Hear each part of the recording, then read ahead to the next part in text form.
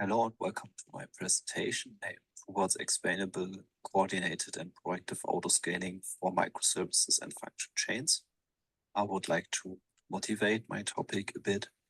And what we saw in recent years is that cloud computing was really growing the whole time, and a lot of people are moving to the cloud. And one crucial aspect for this growth was the automated resource management for cloud applications. And still, a lot of customers are moving their applications to the cloud, and the newest trends in the domain, such as serverless computing, demand novel autoscaling approaches. So in serverless computing, for example, the autoscaling is basically a task of the provider. It has an interest of obviously in maximizing resource utilization while still preserving service level objectives. And in general, there are a number of new challenges and opportunities that arise in modern cloud applications. So we have new architectural styles, programming languages, and programming frameworks. And we also have an enhanced observability that we can use now in contrast to 10 years ago. And in the project that we had, our design goals for our autoscaler are that we focus on end-to-end metrics for user transactions. So our SLOs are given on the high level, on the user transaction level instead of having fine granular service level objectives or performance requirements for every service or endpoint or function. So we rather want to have high level things such as users, a payment of a user should not take longer than 1 second or something like this. So high level performance requirements. Another design goal was the awareness for tail latencies. So we say that high level quantiles are more important than the mean values of the latencies in our approach. And we also wanted to have coordinated autoscaling, which means that multiple services or functions are scaled in a coordinated way, which prevents bottleneck shifting and reduces resource wastage. And this slide shows an overview of our approach. So we have a cluster where different services or functions are deployed, and we generally distinguish between two different monitoring data types. So we have infrastructure metrics such as CPU, memory utilizations. And on the other hand, we have tracing data. So we know about the type of incoming user requests and what kind of services or functions they hit in our application. We use an abstraction layer, the data provider, to decouple the autoscaling logic from the monitoring frameworks that are actually used. And our autoscaling logic now consists of 3 main components. First, we have a workload predictor, which is a machine learning model that tries to predict the future arrival rates for our application. Then we have the elasticity model that basically tries to give us some indications, okay, for this incoming arrival rate, this amount of resource would result in this kind of tail latency, especially.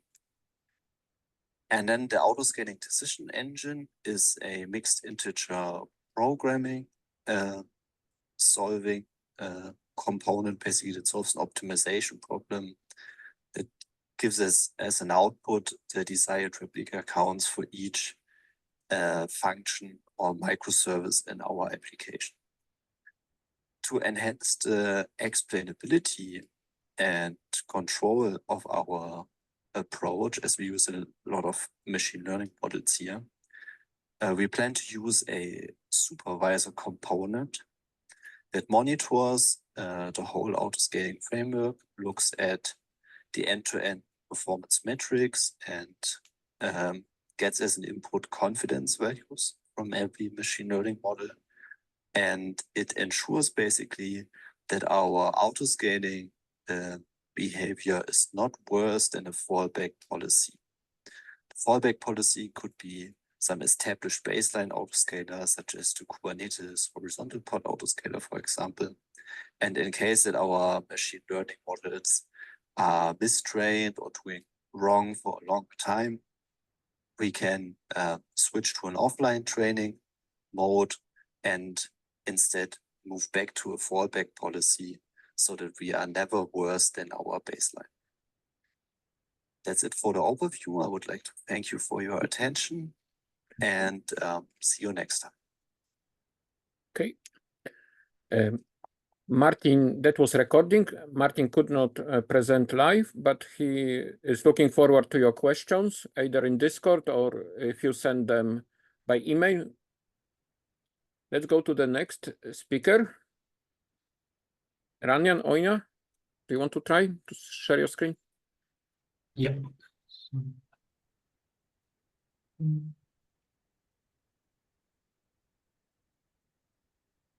Okay, looks good. Just move the, yes, perfect. Go ahead. So hello, everybody. Welcome to my presentation about dynamic Kubernetes load generation solution, mimicking human traffic patterns. So we all know that Kubernetes has now become the operating system of the cloud. One of the most requested features of Kubernetes itself is autoscaling. Here we have studied quite a bunch of different autoscaling algorithms that are available to the users to use it. And we have figured out that there are different kinds of pod autoscalings and cluster autoscaling, which adding the nodes depending upon the user requirements. However, we have figured out that there are a few missing points. For instance, there is no current capabilities to add cluster autoscaling within the clusters. Here are a few problem statements that I would like to address. Most of the current autoscaling algorithms are reactive in nature, which would mean that you have a bit of overhead whenever you need to provision something. This is to ensure that as this setup is getting provisioned, there is some resource available for your application to grow into. Similarly, there were quite a bit of papers discussing different autoscaling algorithms, but they had lack of reproducibility.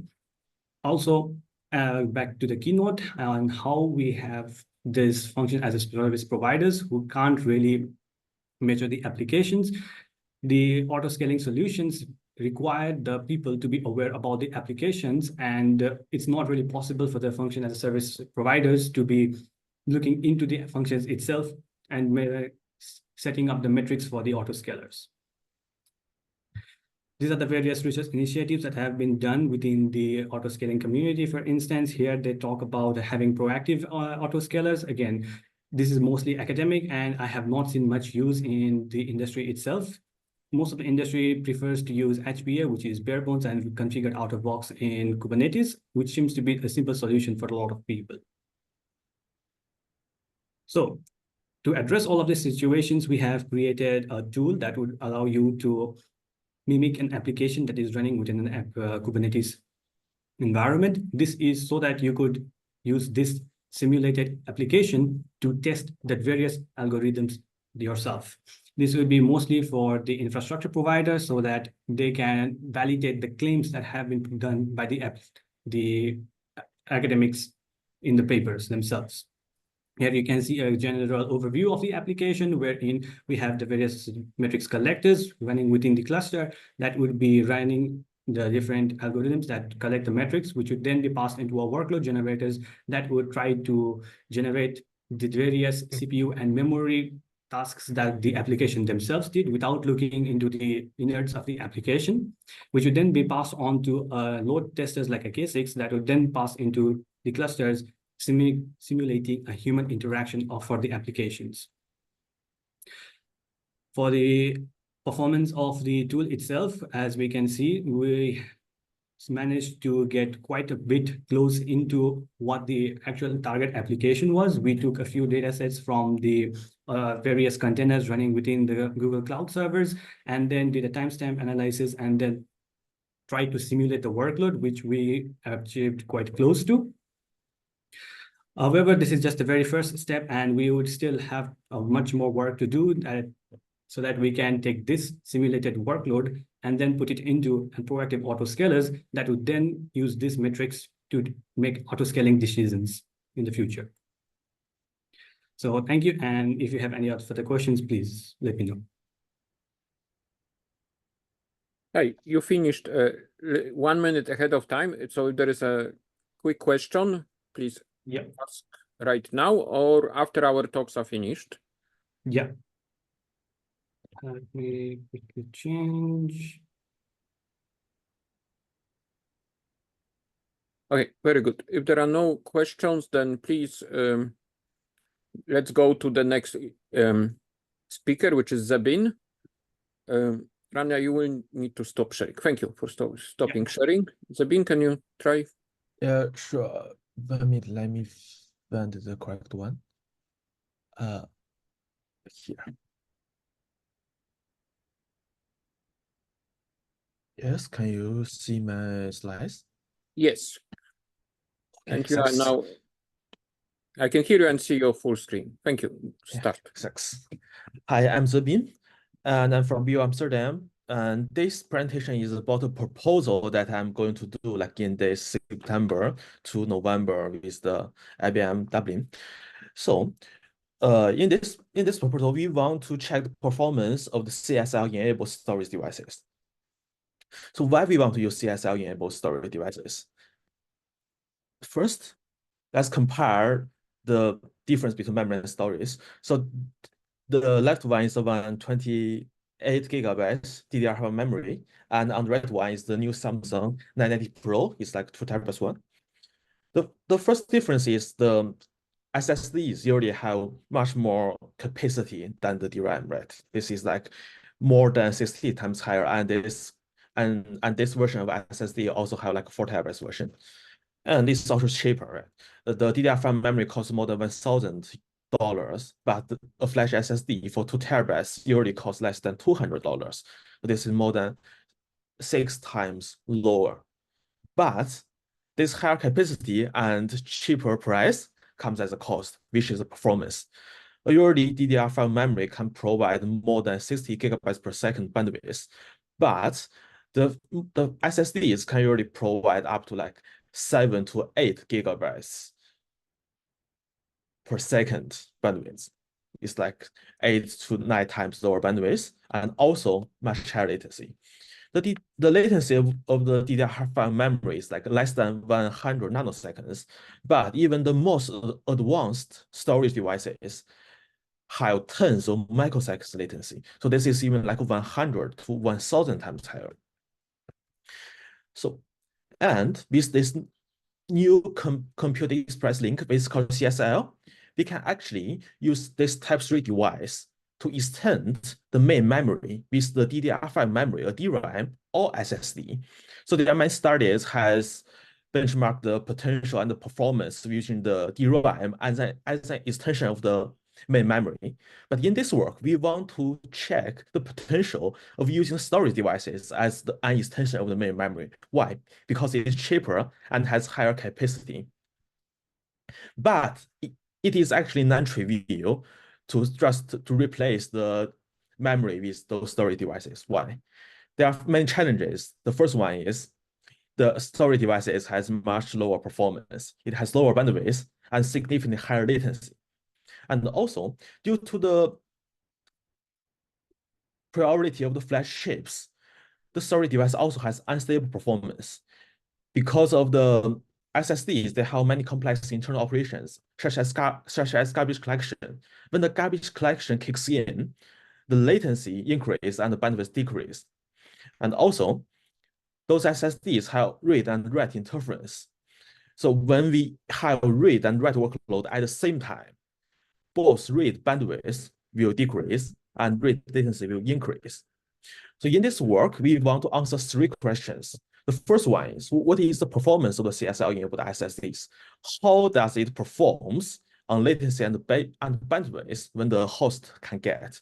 The second one is, what is the effect of the SSD's performance on the end performance that can get by the host? For example, there are like many different kind of SSDs. Some has like cheaper but lower performance. Some are more expensive but has higher performance. So does this performance difference between different SSDs has a huge impact on the end-to-end performance that the host can get. And the third one is the effect of different access patterns. Different from the main memory, DRAM, the SSDs are sensitive to access patterns. For example, if you have a read-only workload, then actually the SSD performs really good. But when you have mixed read and write workloads, the performance will decrease a lot. And we have shown this in our previous papers. So the third question is, how does this different access pattern affect the performance of the CSL-enabled SSDs? And what kind of workloads are actually good for the CSL-enabled SSDs? So here's the further reading. Thanks for listening. I'm happy to answer any questions. Thank you, Sabine. Please ask your questions either right now or after our talks are finished. And also in the Discord, there is a thread started for each each presentation talk that we have. And then let's go to Jesse. Can you share your screen? Yep. Let me stop the share. Alrighty. Let me also start my own timer so that I know what I'm doing. All right. Yes, so thanks for being here. I think I'm the last talk, so I'm going to say something about our ongoing work, Dizi. This is work on creating a trace archive to learn more about, well, I want to say metaverse, but that the term is not, doesn't reach only positive vibes at this point. So maybe it's not the right word, but at least large scale virtual environments or next generation virtual environments, which includes a lot of societally beneficial use cases and seems to be supercharged also by these new devices called VR, virtual reality devices. And these are some examples of application domains, what we want to use them for. I don't have time to explain them all, but you can see on the top left, for example, an example from, I think this is Microsoft's HoloLens, what would effectively be a much nicer version of Zoom, right? We're doing this now, this workshop on Zoom, and it's actually working really well thanks to Alex's efforts and others. But I think what we would want to have, we would use better systems if they existed, right? So if we could all meet or have this workshop remotely, but still feel that we're in the same place, we would use it. And on the bottom right, you see a younger version of me giving a lecture. I always give this example of that during COVID, we gave lectures online because we had to, but I would like to figure out a way to give online lectures, not because we have to, but because we would want to. In other terms, the system is good enough. All right. We don't have all these nice things. In practice, many virtual environments where we get together, they break all the time. This is an especially impressive example of one of the largest virtual worlds breaking. They broke 2 records. First, the largest number of people in one place in a virtual environment, and then shortly after the game itself. So you see that these things, they really crash. Okay, I like this example. We can talk about it later afterwards, but let's not do it now. The point is that this is a simple virtual world that breaks, and the things, if you look at the applications that we want to enable, they require much more complex virtual worlds. So Second Life, Roblox, Minecraft, and others. Here you can actually modify the virtual world, have fine-grained control over how the world looks like. And these systems, as a result, they scale not to thousands, but only to tens of concurrent users, and we try to address it. The XR devices I mentioned. So one of the big questions is, where should we deploy all this stuff so that it runs well? And the spoiler alert, there's no one-size-fits-all answer for this, because it turns out that there is a lot of performance variability happening. And with these kind of applications that require, that are real-time systems, interactive systems, it's not good enough to have average good performance, but you actually need consistently good performance. and that is very hard to guarantee if with the presence of resource variability, right? So your network may vary in quality. Users in a train may have varying qualities of network if they go into some tunnel.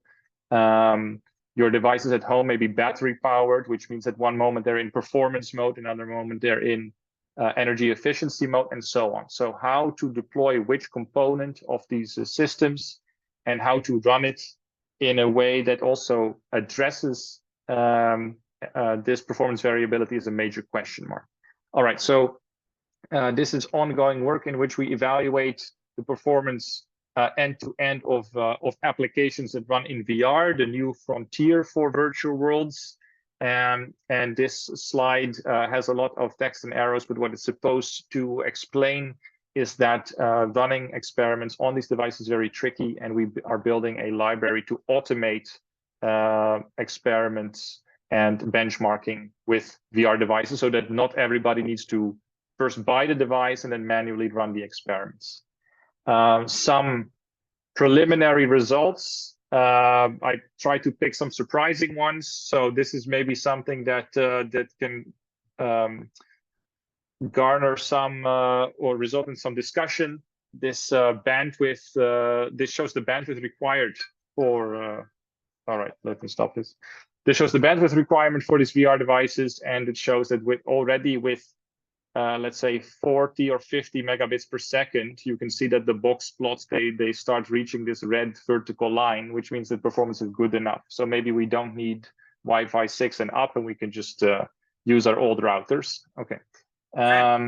Further reading available here.